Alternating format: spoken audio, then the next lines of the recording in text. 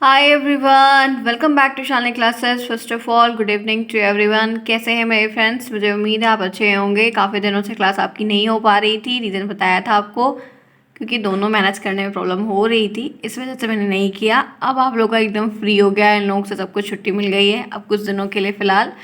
अब आप लोग पे फोकस करना है, सारे काम आपको ही करने हैं, क्योंकि आप लोग का टीचिंग का भी जिसका जिसका टीचिंग लगा है, मैंने सबको बोला था कि टेलीग्राम पर भेज दीजिएगा, बट किसी ने नहीं भेजा। तो जिन भी फ्रेंड्स की टीचिंग लग गई है वो अरुण सर को वहाँ पर टेलीग्राम पर ज़रूर से ज़रूर अपना टीचिंग लेटर भेज दें, ताकि अभी एक ऑफिशियल नोटिस जारी होती है वो अभी नहीं आई है। मे भी हो सकता है कि वो इस बार ना डिक्लेयर की जाए, जैसा भी होगा पता चलेगा फ़िलहाल के लिए। लेकिन जिनका भी लग गया है वो अपना भेज दें। तो आप लोग का ये टीचिंग का जो सिनेरियो एक है, ये लास्ट दिसंबर तक हाल में सभी का लग जाएगा। जिनका नहीं लगा है किसी कारण बस बच गया है, अभी तो बहुत समय है फिलहाल के लिए। अब आप पे ही फोकस करना है, आप पे ही सारा कार्य करना है। वैसे भी मेरी क्लासेस लगभग ऑलमोस्ट सारे सब्जेक्ट मैंने काफ़ी आधे से ज़्यादा कवर, आधा मतलब कवर कर ही दिया है। अब इसके आगे की जो चीज़ें हैं वो मैं आपको यहाँ पर करवाऊँगी। अब डेली क्लासेस आपकी टाइम पर हो रही है, होगी। आप लोगों का जो टाइम है वो मैं चेंज करने का सोच रही हूँ कि अब आप लोग की जो टाइमिंग है वो चेंज कर दूँ। आप लोगों की टाइमिंग मैं शाम को रखने का सोच रही हूँ कि आपकी 6 से 7, 7 से 8 रख दूँ।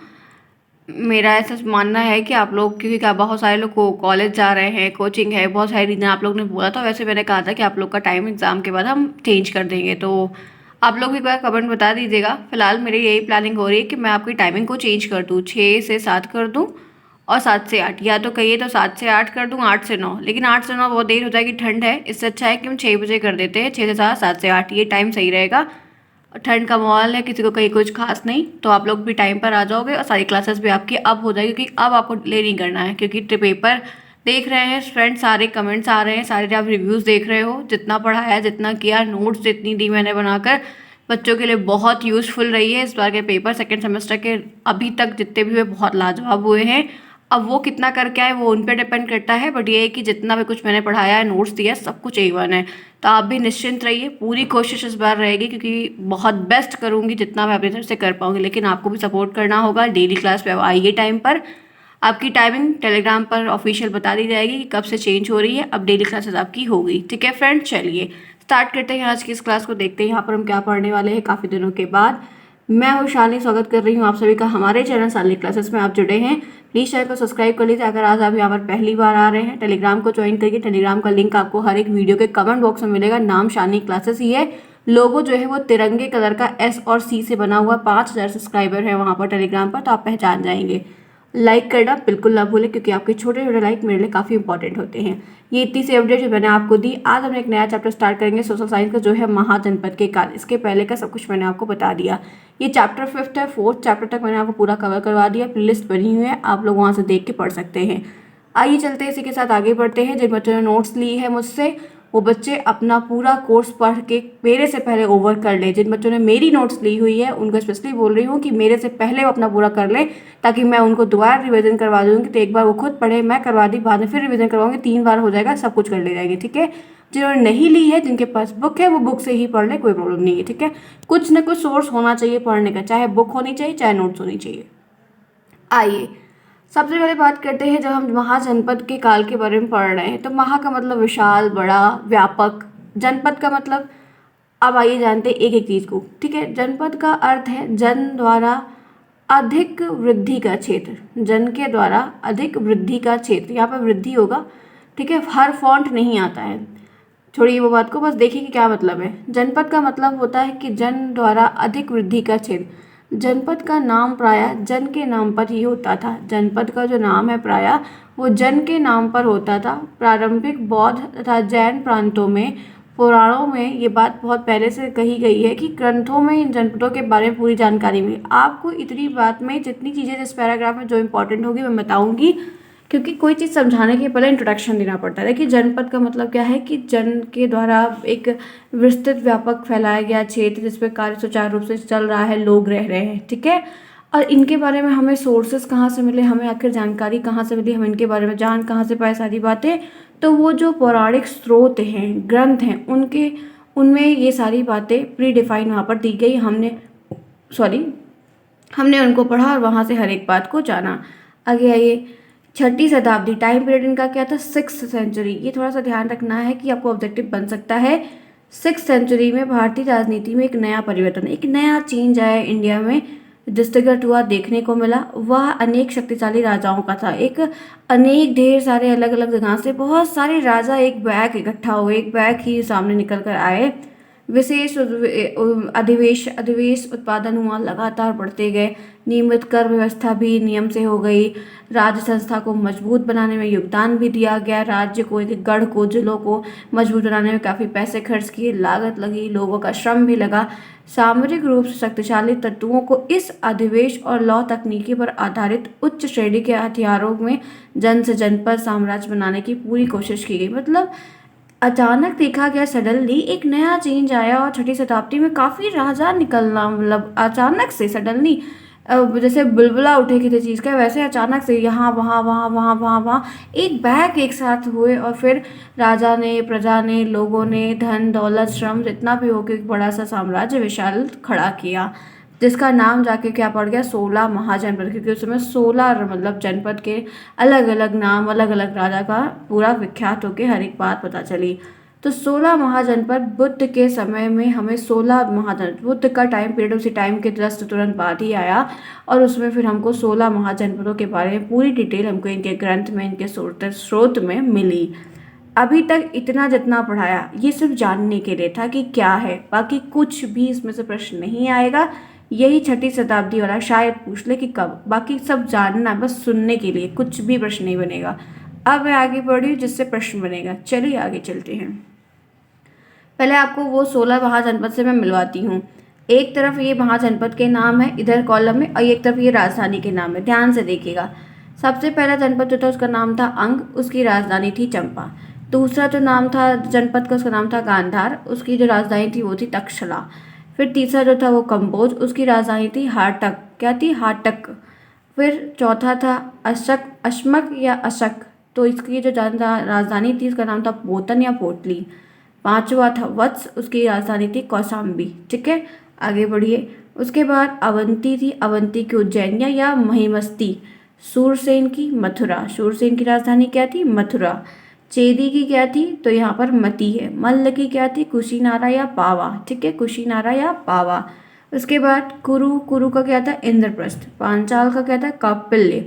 मत्स्य का क्या था, विराटनगर। वाणिज्य का क्या था, विदेह या मिथिला। ठीक है, क्या था, विदेह या मिथिला। काशी का क्या था, वाराणसी। कौशल का क्या था, श्रावस्ती या अयोध्या। ठीक है, ये फैजाबाद की साइड। मगध का क्या था, गिरिव्रज और राजगिरी। ठीक है, तो ये 16 आपके हो गए। अब सुनिए, देखिए, एक आप ये वाली याद रखना, मैं बताती चल रही हूँ, कॉपी में लिख लेना। एक ये याद रखना, दूसरी आप इम्पोर्टेंट ये याद रखना। ये दोनों के पूछते हैं, ऑब्जेक्टिव में आता है, लिखने को आता है। उसके बाद आप ये वत्स वाली याद रखना, इसका भी प्रश्न आपको देखने को मिलेगा। ये आप अवंती वाली याद रखना, उज्जैनिया करके आता है। ये आप याद रखना, 6 बता दिया जो आती है, जो ऑब्जेक्टिव में बनेगी। उसके बाद फिर ये काशी वाली आपको वैसे भी याद ही होगी। ठीक है, ये आती है। ये कौशल वाली भी आती है, अयोध्या के नाम से, श्रावस्ती अयोध्या, बस इतना ही आएगा। ठीक है। तो कौन कौन सा आएगा वो बता दिया, क्योंकि ऑब्जेक्टिव बन जाएगा, या तो अति लघु उत्तरीय पूछ लेगा, इसकी राजधानी बताइए। आगे आइए, अब एक एक के बारे में जानें। पहले हम बात कर लेते हैं अंग के बारे में। अंग क्या है, यह सबसे पूर्व में स्थित जनपद था, सबसे पहला स्थित सिचुएटेड जनपद था। इसके अंतर्गत आधुनिक मुंगेर और भागलपुर जनपद शामिल थे। मुंगेर वहाँ पर कोई स्थान था, जनपद था, ये भागलपुर और मुंगेर उसमें शामिल थे। इसकी राजधानी चंपा थी। चंपा नदी अंग को मगध से अलग करती थी, मगध राज्य से चंपा नदी अंग को अलग कर देती थी। अंतोगत्वा देखा गया मतलब ओवरऑल मगध ने इसे अपने राज्य में मिलाया। बाद में क्या हुआ कि मगध ने अंग को अपने अंदर शामिल कर लिया था। तो आपको देखिए फ्रेंड्स, कभी भी 16 महाजनपद से प्रश्न जल्दी बना ही नहीं। उन्हीं से जनपदों से जिससे बना है वो हम आपको बताएंगे भी, लेकिन एक ही 2 प्रश्न बना है, इसीलिए राजधानी सिर्फ याद रखना। और सबसे पहले बना था अंग, इसीलिए अंग का नाम आता है कि सबसे पूर्व स्थित जनपद कौन सा था, तब उसमें से आपको अंग को मतलब चुनना होगा, चिन्हित करना होगा एक। ठीक है, आगे आइए। मगध के बारे में क्या है, इसमें आधुनिक पटना या गया जिलों और शाहबाद जिले के हिस्से का समावेश होता है। आधुनिक समय में ये पटना में जाके मिल जाता है। मगध अंग और वत्स राज्यों के बीच में, ये जो मगध था ये अंग और वत्स के बीच में आता था। तो देखिए सारे से सारे जनपदों से प्रश्न नहीं आएगा, सिर्फ सुनते चलिए ताकि आपको पता रहे। काशी के बारे में क्या, इसकी राजधानी जो है वाराणसी थी, ये आता है, बताया मैंने। आरंभ में काशी सबसे पहले बहुत शक्तिशाली था, परंतु बाद में उसने कौशल की शक्ति के सामने आत्म कौशल राज्य जो बना उसकी शक्ति के आगे इन्होंने आत्मसमर्पण कर दिया। कालांतर काशी को अजातशत्रु ने मगध में मिला दिया था। ठीक है, अजातशत्रु जो थे वो बाद में मगध में इसको मिला दिए थे। तो ये काशी के बारे में एक छोटी सी अपडेट है। आगे बढ़ते इसी के साथ, देखिए जितनी भी चीज़ें इंपॉर्टेंट हम आपको बताते चल रहे हैं, क्योंकि सारे प्रश्न नहीं आएंगे तो क्या ही मतलब उस चीज़ को बहुत ज़्यादा एकदम डिटेल में जानने का। ठीक है, जो जो चीज़ें हैं वो हम आपको बताते चल रहे हैं कि प्रश्न के राजधानी आप याद रखना, क्षेत्र आप याद रखना। ठीक है, हाँ ये आपको बिल्कुल पता होना चाहिए ताकि आप गलती अगर ना करने आ जाए तो। अच्छा एक बात और बताना चाहती हूँ, ये थोड़ा लिख लीजिएगा, मैं भूल गई लिख रहा। आपको बताना चाहती हूँ कि ये जो अंग के बारे में है ना, इनका जो आप कह सकते हैं कि शासक थे अंग के, वो बिंबिसार का नाम आता है। ठीक है, मैं यहाँ पर लिख दे रही हूँ बिंबसार। ठीक है, बिंबिसार, बिंबिसार का नाम आता है एक शासक के तौर पर देखा जाए तो बिंबिसार का नाम अंग के साथ आता है।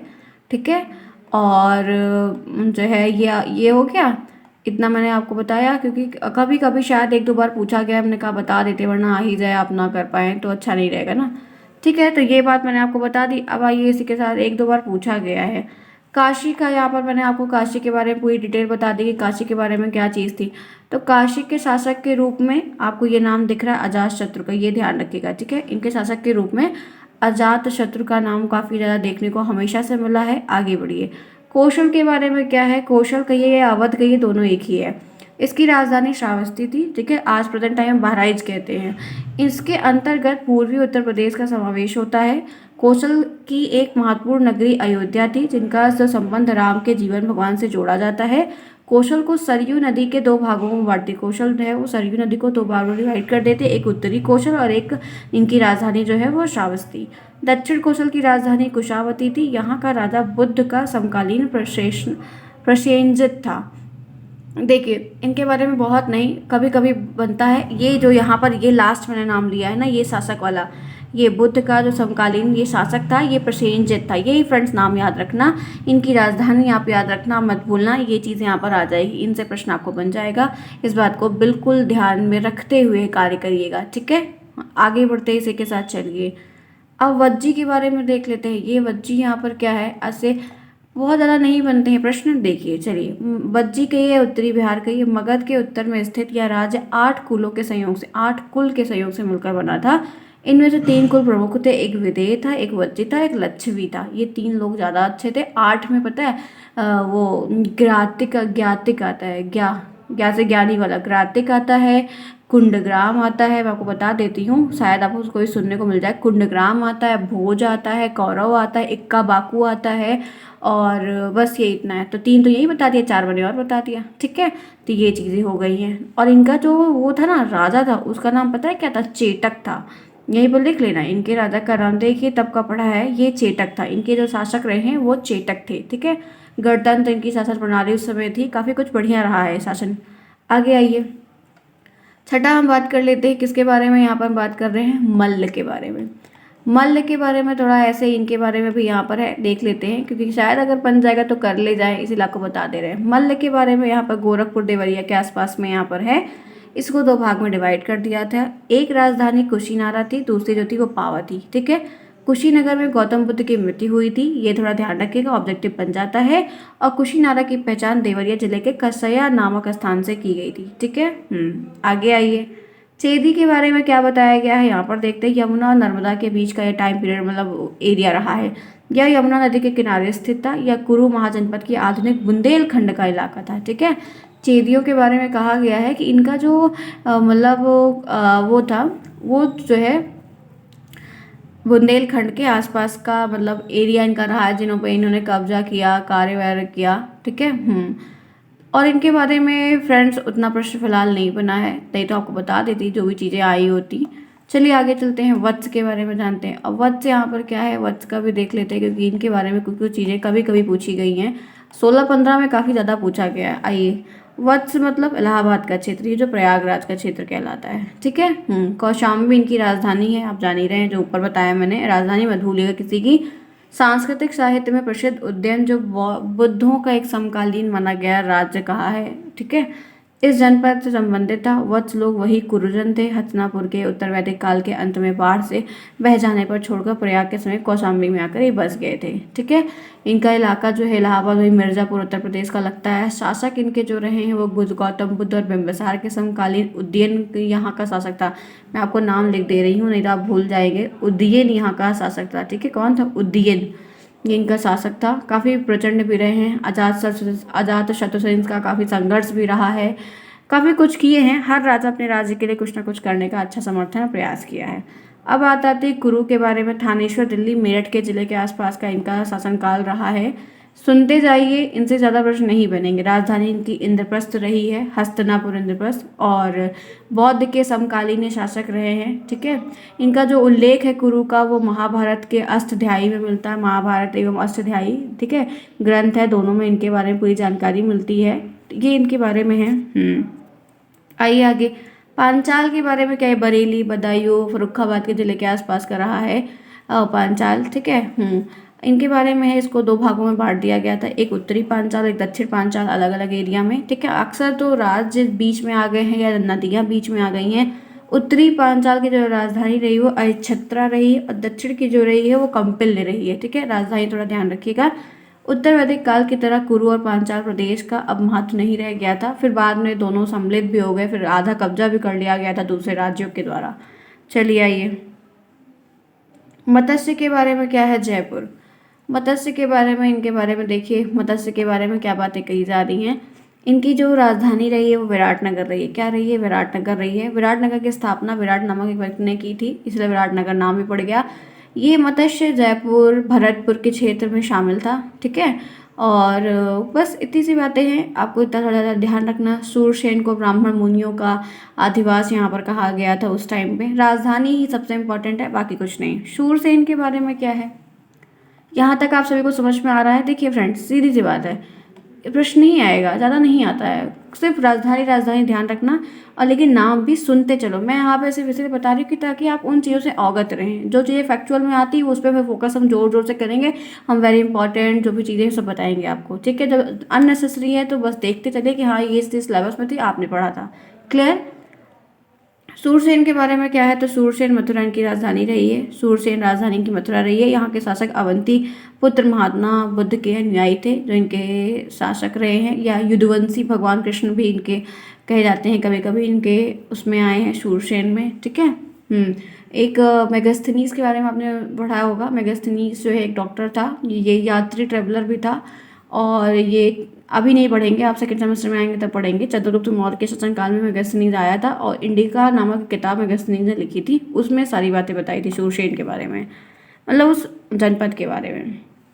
चलो, अश्वमेध ये क्या है? गोदावरी पर। ये क्या है देखते हैं। गोदावरी पर इसकी राजधानी पूतना थी। यहाँ के जो शासक रहे वो इच्छुआ कुंसवंश रहे हैं। ठीक है। देख लीजिए, आएंगे नहीं, बस जानते रहिए। ठीक है। 14 देखिए, अवंती है, मालवा। ये क्या है? अवंती के बारे में जरा क्या है देख लेते हैं। यहाँ पर अवंती का भी नाम कभी कभी एक दो बार शायद बना है, बहुत पहले, अभी तो फिर नहीं बन रहा है। ठीक है। चलिए, इनका ये जो ऊपर वाला था ना, ये लगभग इनसे भी प्रश्न ज़्यादा नहीं आए हैं। ठीक है। पोटन इनकी राजधानी रही है। इन नर्मदा नदी और गोदावरी नदी के मध्य भाग में ये मतलब वहाँ पर रहे हैं, इनका काल रहा है, शासन किए हैं, यही सारी चीज़ें। चलिए आगे बढ़ते। अवंत का क्या रहा है? उज्जैन। ठीक है। अवंती का मतलब जो है ये वही मध्य प्रदेश के पास में नर्मदा नदी के किनारे उज्जैन जिले से लेकर लगभग रहे हैं। शासक इनके जो है वो महावीर स्वामी गौतम बुद्ध के समकालीन शासक यहाँ के चंड प्रद्योत रहे हैं। ठीक है। इनका शायद नाम मैंने यहाँ पर लिखना भूल गई। ये इनके बारे में पूरी डिटेल दी गई है कि ये इनकी राजधानी वहाँ पर थी, कौन कौन था ये। अच्छा है, ये देखिए, चंद्र प्रद्योत इनके जो है शक्तिशाली राजा उस समय रहे हैं। मगध सम्राट शिशुनाग ने अवंती को जीत कर अपने राज्य में, फिर बाद में मगध के शासक अवंती को जीत कर शिशुनाग ने उसमें फिर अपने राज्य में मिला। जहाँ पर लोग लड़ाई करते थे, जीत जाते थे, तो वहाँ की सारी चीज़ों को कब्जा कर लेते थे। शुरू से चलता आ रहा था, तो वही सारी चीज़ें हुआ करती थी। चलिए, 15 देखिए गांधार के बारे में क्या है, पेशावर रावलपिंडी के जिले के बारे में आता है। इस जिले की राजधानी तक्षशिला थी, ये इंपॉर्टेंट है, आता है। जो प्राचीन काल में विद्या या व्यापार का प्रसिद्ध केंद्र था, विद्या के नाम पर भी बहुत बढ़िया जाना गया है। विद्या के लिए बहुत सारे लोग यहाँ पर आए हुए हैं। तक्षशिला वगैरह से बहुत प्रश्न सेकंड सेमेस्टर में भर भर के बनेगा, ध्यान रखिएगा, ठीक है। और विद्या के लिए भी जाना गया, व्यापार के लिए भी जो है गांधार को जाना गया। 6ठी शताब्दी में गांधार में पुष्कर सारिन राज्य को मतलब सम्मिलित हो गया था, मिला लिया गया था, ठीक है। और यहाँ के नरेश जो है बिंबिसार ने अपना एक राजदूत, एक पत्र भी भेजा था कार्य को आगे बढ़ाने के लिए। चलो 16 आ जाओ, कंबोज। इनके बारे में क्या है, दक्षिण पश्चिम कश्मीर अफगानिस्तान का ये लगभग भाग रहा है, वहाँ का हिस्सा रहा है। ये आधुनिक काल के रजौरी और हजारा जिले में स्थित था। बहुत ज़्यादा प्रश्न नहीं बनेगा, थोड़ा थोड़ा है। आप बस नाम जो है ना वो मत भूलना, नाम भूलोगे तो गलती आप कर दोगे। नाम मत भूलना। इनके जो राजा राजधानी रही है वो इनकी हाटक रही है, जो ऊपर बताई थी, ठीक है। चलिए फ्रेंड्स, फिर इतना आपको मैंने बता दिया। राजधानी ऊपर बताई है वो मत भूलना, बाकी चाहे जो भूल जाना, उतना फर्क नहीं पड़ने वाला है, प्रश्न नहीं आएगा। चलिए, जिन्होंने लाइक नहीं किया पहले आप लोग लाइक करिए, फिर आगे बढ़ते। 20 मिनट की क्लास हो गई, मैंने एक भी बार नहीं कहा आपसे लाइक करने के लिए। अब इतने दिन बाद हम दोबारा मिल रहे हैं तो लाइक तो बनता है। क्यों फ्रेंड्स, समझ में आई बातें? राजधानी आप मत भूलना, बाकी चाहे जो भूल जाना। चलिए आइए, अब आइए थोड़ा सा इनके टैक्स व्यवस्था। महाजनपद के काल का जो टॉपिक है आज हम खत्म कर देंगे, क्योंकि इसमें ज़्यादा नहीं है। अब इसके बाद जब नेक्स्ट क्लास लेंगे तो जैन धर्म और बौद्ध धर्म में चलेंगे, क्योंकि इनसे इतना ही प्रश्न बनता है। टैक्स की व्यवस्था क्या रही है, तो महाजनपद काल के राजा विशाल किले का निर्माण करवाते थे। उस समय के जो राजा रहते थे, राजा रजवाड़ा, वो बड़े बड़े किलों का निर्माण करवाया करते थे, जिससे आक्रमणकारी से राज्य को मतलब बड़े बड़े किले की दीवार की ऊंची, ताकि दूसरा कोई आके उन पर कब्जा या राज्य ना कर सके। और वे अपने पास एक बड़ी सेना भी रखते थे। इन सभी के लिए उन्हें धन की बहुत अधिक आवश्यकता। जाहिर सी बात है, इतनी दीवार बनवानी, किला बनवाना है बड़ा बड़ा, तो व्यवस्था के लिए पैसे भी तो चाहिए। सब फ्री में कैसे हो जाएगा, ठीक है। तो यहाँ पर इनके करों के प्रकार क्या थे। अब आखिर पैसा आए तो कहाँ से आए, तो फसल पर लगाया गया कर। फसल जो उगती थी उस पर ये कर लगाया कर, सबसे महत्वपूर्ण यही था, क्योंकि अधिकांश लोग वहाँ पर खेती करते थे और कोई जीवन चलाने का एक रास्ता या जरिया नहीं था, तो खेती करते थे, उनसे ये लोग कर लेते थे। उन्हें फसलों का उपज 1/6 भाग के रूप में देना पड़ता था, ठीक है। राजा को मतलब राज्य में जो लगान लिया जाता था वो सिस्टम चल रहा था, और 1/6 भाग जो है देना पड़ता था। तो एक तो सिस्टम ये था पैसा इकट्ठा करने का। दूसरा, कारीगरों के ऊपर भी लगा, जो कारीगर थे उनके ऊपर भी जो श्रम के रूप में चुकाया करते थे, ठीक है। जैसे कि एक बुनकर, लोहार, सुनार को राजा के लिए 1 दिन के काम करना होता था। मतलब काम करो या तो जाके, या तो मतलब अपने में से 2 लोग करो, ये सब हुआ करता था। अब राज्य में रहने जैसे हम लोग टैक्स नहीं भरते, आज भी हम लोग देखिए हाउस टैक्स भरते हैं। नगर पालिका में घर होगा आपका लोगों का, तो हाउस टैक्स भरते होंगे ना। हाउस टैक्स में पानी का और भी तमाम चीज़ों का बिल, घर में जो मीटर लगा रहता है उसका भी तो बिल, मीटर लगने का भी तो चार्ज आता है। बिजली का बिल को छोड़ के मीटर लगने का चार्ज आता है कि नहीं आता है। झाड़ू वो लगती है, मोहल्ले में सब कुछ होता है, नगर पालिका की तरफ से करवाया जाता है, तो पैसा देना पड़ता है ना टैक्स। भले कम अमाउंट में रहता है थोड़ा बहुत, ठीक है। हाई सोसाइटी के जो पॉश इलाके होते हैं वहाँ पर बहुत ज़्यादा देना पड़ता है, तो अलग अलग चीज़ें हैं। मतलब तब से ये चीज़ चली आ रही, कोई परिवर्तन नहीं हुआ। आगे आइए, नहीं सरकार चलेगी कैसे ना। पशुपालकों के लिए जानवर और उत्पादन के हिसाब से जो जितने पशुपालक थे, जो मुर्गी फार्म वगैरह चलाया हुआ करते थे उस समय, गाय भैंस दूध मट्ठा दही का कार्य करते थे, वो भी लोग जितनी गाय थी, जितना उनका उत्पादन होता था उसके हिसाब से देते थे। अंडा जो बेचते थे, कितना मुर्गी फार्म में कितनी मुर्गियाँ हैं उसके हिसाब से देते थे। सबका अपना एक रेशियो रहता है, ठीक है। जैसे गाड़ी का आप लाइसेंस करवाते हो कि नहीं, चाहे 2 चक्का लो, 4 चक्का लो, कुछ भी लो, तो कहीं दुकान कोई खोल रहा है, कोई कुछ भी कर रहा है, तो सबका टैक्स है ना, गुमटी तक का एक टैक्स होता है, तो उसी तरीके से है। व्यापारियों को सामान खरीदने बेचने पर लगाया गया टैक्स। जो ये सेलर वगैरह हैं, तो ये जो सामान खरीद रहे हैं, बेच रहे हैं, उनके ऊपर जो टैक्स लगाया जा रहा है, उन सब पे भी ये सारे कार्य वगैरह हुआ करते थे। कार्यवाही पूरी मतलब कि टैक्स लेना, देना, जमा करना पूरे सुचारू रूप से। आखेटक और संग्राहक को भी जंगल से प्राप्त वस्तुएं, जो आखेटक लोग थे आदिवासी टाइप के, ठीक है, खोजकर्ता, मतलब जो जंगलों में रहते थे, जिनका बहुत ज़्यादा कुछ खास नहीं था, उन लोगों से भी जितना हो पाता था कर या तो काम ही करवाया करते थे। तो ये सारे तरीके थे टैक्स को लेने, क्योंकि राज्य बनवाना है, लोगों को खिलाना पिलाना है, तो कैसे करेंगे, ठीक है। अब आइए कृषि व्यवस्था के बारे में थोड़ा जान लेते हैं। कुछ कुछ टॉपिक बना है एक आध बार, इसलिए ले लिया मैंने। महाजनपद काल में कृषि को दो मतलब एक विशाल परिवर्तन भी देखने को मिला। हाल के फाल में मतलब लोहे से बनने लगे थे हल वगैरह जो थे उस समय थे। पहले लकड़ी वगैरह से लकड़ी का बनाते थे, बैल के पीछे लकड़ी का बना के, लेकिन बाद में फिर लोहे का बनाने लगे। लोहे की जब जानकारी हो गई तो उन लोगों को हो ही गई थी, क्योंकि बहुत पहले चल रहा था सब कुछ। तो लोहे के हल, लोहे के फावड़े, लोहे की खुरपी, गड़ास, जो भी था, गदाला, गदाला कहते हैं ना, आई थिंक गदाल या गदाला कहते हैं, लोहे का होता है वो लंबा सा। उसके बाद नहीं याद आ रहा है, चलो। जिसके कारण क्या है, कठोर ज़मीन को आसानी से जोता जा सकता है, जो बहुत हार्ड सरफेस है, बैरल लैंड है, बंजर खेती हो गई है, नहीं हो पा रही है, क्योंकि जब जानकारी नहीं थी, जब जानकारी हुई तब फैलते चले गए, तो उसी तरीके से फिर जोतने के लिए आसानी होने लगी। इसी कारण फसलों की उपज में वृद्धि हुई। जब जोतोगे आप 3-4 बार करोगे तो हर बार जो है मतलब होगा, धान गेहूँ होता है तो हर बार जोताया जाता है ना, 3-4 बाह कहते हैं, तो वो सारी चीज़ें होती हैं। मैंने भी देखा है, खेती होती है हमारे घर में भी। तो ठीक है, क्योंकि वो जो देखिए जुताई होने के बाद छोड़ देते हैं ताकि हवा और सारी चीज़ें हो जाएं, तो प्रकृति है सब नियम। तो उससे क्या होता था कि जब उपज ज़्यादा हो गई तो राजा लोग भी मदद करने लगे कि हमको टैक्स मिलेगा तो हम और काम करेंगे, धान की रुपाई करने लगे। इससे पैदावार, धान की रुपाई अब तो होती है तो उससे ज़्यादा पैदावार होती है, जिसके कारण राज्यों में कर में वृद्धि होने लगी थी, टैक्स फिर ज़्यादा मिलने लगा था, महाजनपद की शक्ति और ज़्यादा बढ़ने लगी थी, विशाल होने लगी थी, लोग कार्य करने लगे थे, राजा महाराजा को सब कुछ मिलने लगा था। तो ये सारी चीज़ें व्यवस्था के रूप में थी। चलिए फ्रेंड्स, मैंने आपको क्लास दे दी, ये आपकी आधे घंटे की क्लास हो गई, काफ़ी दिनों बाद हुई। पूरा एक महाजनपद काल का जो टॉपिक था वो बताया, बिना किसी टाइम को डिले किए। ठीक है, ऐसे ही हम डेली क्लास को आएंगे, पढ़ेंगे, आपकी डेली क्लासेस होगी, परेशान नहीं होइएगा। जितना भी करवाया सब रिवीजन कर लिया होगा आप लोगों से, इतना टाइम दिया था कि आप लोग बढ़िया रिवीजन कर लिए, सारी क्लासेस देख लिए। अब आपकी क्लासेस कॉन्टिन्यूस होगी, कोई प्रॉब्लम होगी तो बताइएगा। तो आपको जो नेक्स्ट क्लास मिलेगी, ठीक है, ध्यान रखिएगा, आपकी जो 22 तारीख से आपको क्लास मिलेगी, आप लोग टेलीग्राम पर टाइम बताइएगा, पोल के अकॉर्डिंग मैं पूछूंगी और कमेंट बॉक्स में बता दीजिएगा, तो ध्यान रहेगा। ठीक है, क्योंकि उस टाइम पर सबको मैनेज, सबको साथ में आना, इसलिए टाइम चेंज की जा रही है। ठीक है, चलिए फ्रेंड्स, फिर जिन्होंने लाइक नहीं किया लाइक करिएगा, जो पहली बार है सब्सक्राइब करिए। मिलते हैं फिर नेक्स्ट में, आपको सारी चीज़ें बताई जाएंगी, कराई जाएंगी, आपकी फाइल, टीचिंग की फाइल, असाइनमेंट फाइल, जो भी चीज़ें हैं सब अब बताएंगे। ठीक है, आप लोग अपना टेलीग्राम पे टीचिंग का लेटर जिनका भी लग गया है वो मुझे सेंड कर देंगे। Okay friend, bye, take care.